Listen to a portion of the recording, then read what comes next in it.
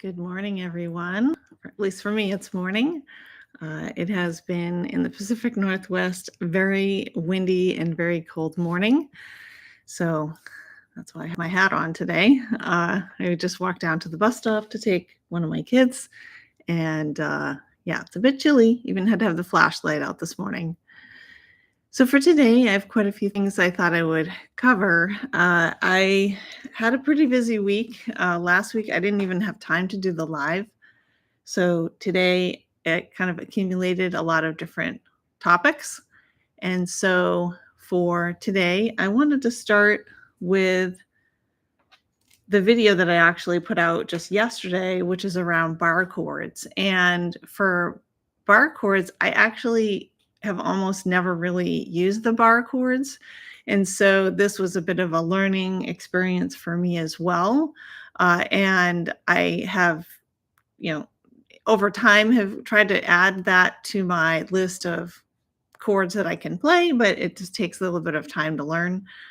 So in that video, I talk a lot about alternatives and keeping the experience fun. And so take a look at that if you get a chance, if you're interested in bar chords or alternatives.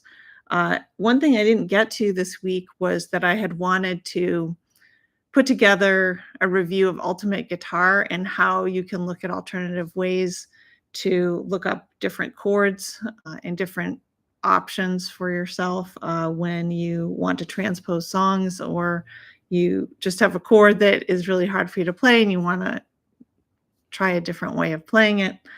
So I'm keeping that in mind for a future video, but yeah, I'd be interested to see how that kind of plays out because I actually discovered that Ultimate Guitar I use for really just about everything. Moving on to my next topic, which I sort of just mentioned, which is transposing songs. And I think I showed in one of my previous videos how to do that I think I did the song Ordinary, and I had adjusted it for myself. And this week, I was looking at some other songs and trying to transpose them or get them in the right key so that I could sing them correctly without hurting my voice.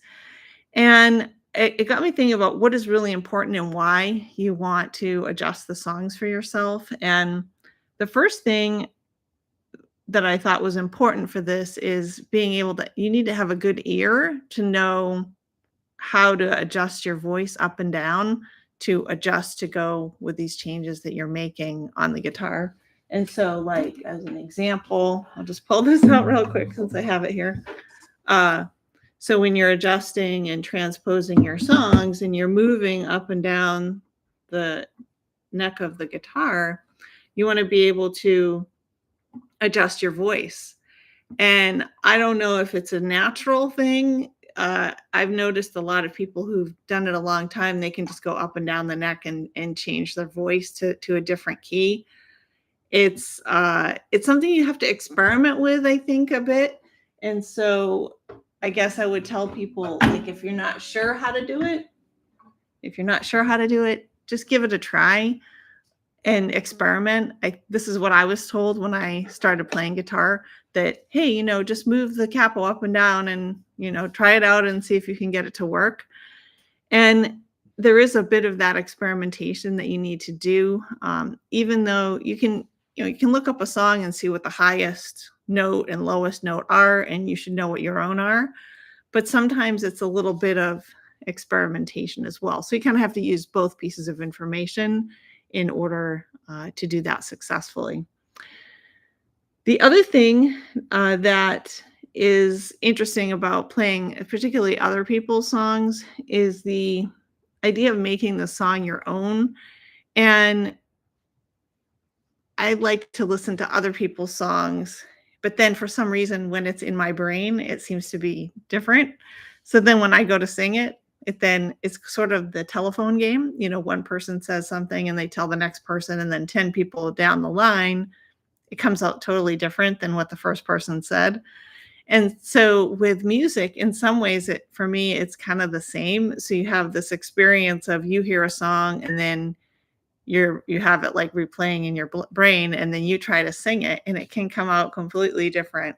But I think that this is what makes it interesting is when different people interpret different songs. I know a few times recently I heard, I think it was Dreams by Fleetwood Mac, a cover song, and I thought, "Wow, that sounds exactly like the original." And then I thought to myself, "That's great, but what is the value of that?" Like, you wanna make it your own, and so I think especially if you're a female artist singing a male s you know, a male original male artist song or vice versa, you can bring your own take on it, and your voice will be different, it'll be sung in a different key perhaps, and I think that's where the interest comes in, is being able to take that song and make it your own, and, I think there's this, in some ways, some expectation sometimes that people think, "Oh, well, everyone will just sing the song exactly the same," but it's not easy to do, and it just doesn't really bring this interest level, I think. So, I just wanted to say, if anybody's wants to add any comments in the chat, any questions you want me to mention, please do that. I'm gonna move on to my next topic, which is my song analysis. And I actually had posted yesterday Blue Bayou, or 2 days ago, I guess. This week has been crazy. And I had released that, and it came about because I was thinking about different artists, and I think I had recently heard one of Roy Orbison's other songs, and so this kinda I decided to sing this. It was kind of fun, and it wasn't too I don't think it's too hard to sing. And so in doing the analysis of the song, when I sang it, I guess I was thinking Blue Bayou. I didn't really think about, well, what is that? And so my understanding is that Roy Orbison and Joe Melson that wrote the song, they actually wrote it while they were on a road trip from Arkansas to Texas, and the idea for the song came about. And Blue Bayou is not an actual place. I don't know, for some reason I thought it was could have been like a restaurant or a bar, or who knows. I don't know why I had in my mind that it was a place. But it's a fictitious place, and more of a concept of a place that's home or safe for you, or a place where you can escape for a relaxing time, like a vacation spot in a way. And diving into some of the lyrics, I hadn't really thought about this either, but when the song starts out, it says, "I feel so bad. I have a worried mind. I'm lonesome all the time." And it initially sets the stage of this emotional, I guess, interaction or emotional need. And the then the counter of that is this element of hardworking. So there's this, "Hey, I'm lonely and I feel bad." And then there's this piece around working hard, saving nickels, saving dimes, and working hard all the time. And then there's this piece of like, "Okay, now I need this relaxation." And there's these phrases around the catfish play and familiar sunrise. So, like, this home, relaxing place. And when you put all these things together, the song really, I think it makes a lot more sense to me about what it's about. And when I sang it, it made me feel like that experience of, I'm really working hard, and then, I want to go to this nice relaxing place. So it is strange how understanding a little bit more behind what the lyrics really mean can be interesting. And so that was one of my favorite songs to analyze, I think, most recently.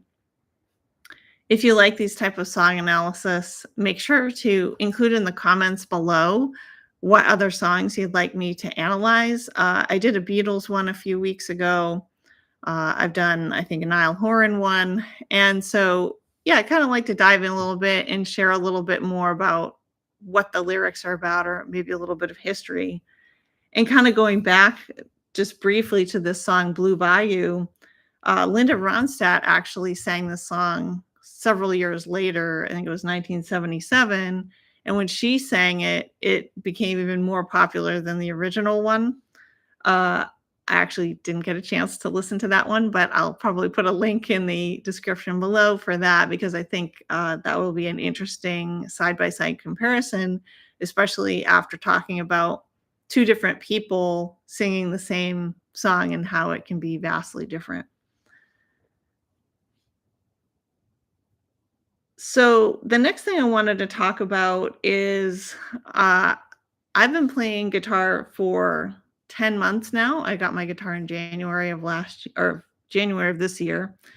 And I wanted to talk about how to measure progress because when you're first starting out as a guitar player, you think, okay, I'm just going to play a few uh, chords and I'm going to play a song, and you don't really look at the long-term progress. But if you start thinking in terms of, you're putting in a little bit of effort over time, it's going to be a lot. You're going to be able to measure that over time. And so what I was thinking about it today, and I have some of this just because I'm putting together videos. I can see my progress from when I first started to now and do a comparison. But I think it would be a cool experiment for people who are beginners. In your first month, take a short video of you playing a song or attempting at playing a song, and then do that again in a month. And every month, say, okay, on the 15th of each month, I'm going to do a short clip of myself and then compare what that looks like over time, because it can be pretty discouraging. You think, oh, I'm just not getting any better, and there's no change, or, I've learned new songs, but they're really not any better than the first songs I played. Or you try to go back and play a song that you played when you first started and you don't remember it, or it's hard to keep the momentum going. And so I think being able to have that way to measure your improvement over time, at least on a, some kind of way, even if it's not, we're not measuring like with a ruler, but you're at least taking a look at what it looked like before and then what it looks like now, and being able to look across those, the change over time. So that is, I guess, one of my suggestions and challenges for the week is to try doing that over these next few months and see how that goes, and see if that makes you feel a little bit better about the progress that you're making. I move on to the next topic. Sorry, I have a lot of topics this week to cover. I have been contemplating doing a songwriting challenge, which is you write 3 songs a day, every day for some set period of time. And the one I did last year was for 30 days. And for me, while it was cool to do that and it was fun to do that, I don't know that I can do that ongoing for another whole month. But I thought I could break it and do a shorter one where I just do a week and do 3 songs a day for 7 days. And then that would also be something that I could share with you all is, my best song from that 21 days or 21 songs in 7 days. I can also share updates. So something else to work on. Then the other thing, I had put out a question around, I have decided I want to get a new guitar, and it's not because this one's great. I just was thinking of a steel string guitar because this one's acoustic with nylon strings, and I want to try a steel string one. It sounds a little bit different. And I just want to expand my skills even just a bit further. I've sort of heard from others that once you get into guitar, you need, an electric one, and you need a steel string and acoustic. And so you have all these different types of guitars. So I guess I'm kind of going with what other people are doing, but it kind of makes sense to me to try something new. So if anyone has some suggestions or recommendations of what type of guitar they're using and they really like, I would love to hear your ideas and thoughts. I went to the Guitar Center last weekend, and they have just, walls of guitars. So I sat in there, I think, for about an hour, picking up different guitars and trying them out. And it was interesting because you think, oh, steel string guitars are all sort of the same. And I was just amazed at how much differences there are. Even something as simple as the type of string that you're putting on the guitar is going to make it sound so much different. And this is another area that I just, I guess I knew that, you know, that there's different types of strings, even within the steel type. But yeah, I picked up a few different guitars and they sounded not good. And I thought, oh, is it the guitar, or like, why is it like that? And I learned that there's really what you call like skinny, or like really narrow, small strings. Like they're just really small, dainty almost. And they're very small compared to like this acoustic guitar, which has pretty thick strings. And so when I was playing it, it felt odd that, why do these strings feel so almost sharp to press down? Because I'm used to this other one. So I will be continuing to learn about that, and that'll be something else I can talk about in the future, is what I'm learning about the different types of guitar strings, and then maybe even take you all on my shopping spree when I go next time to the Guitar Center to play a bunch of different guitars. So that brings me to, for this week, I wanted to talk about a takeaway, or like what I want you to walk away this week. The intention of these 1 week, one time a week getting together to talk about, sort of give an update of the week, talk about some things to think about from your music and guitar experiences, but then also even just self-motivation, because I think these two things can relate. And so some of these things I mentioned already, that if you can measure change over time and improve like your guitar experience or your guitar, abilities, and being able to measure that change over time, it's really important. And the other thing that I wanted to talk about, so that's one, being able to measure, improvement over time, and thinking in terms of they're always going to be getting that little bit better each week or each month or each year, because it's going to keep going on and on and on. There's no real end.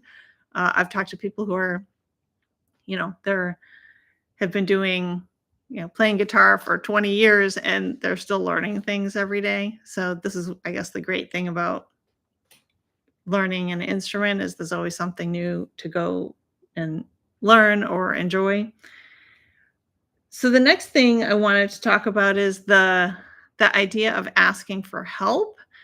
And just recently I had a different, I guess, project I was working on, and for some reason I thought, okay, I can just go do this by myself. I don't really need any help. I don't need any guidance. I'll just figure it out and I'll go do it. And I tried that, and it just wasn't that successful.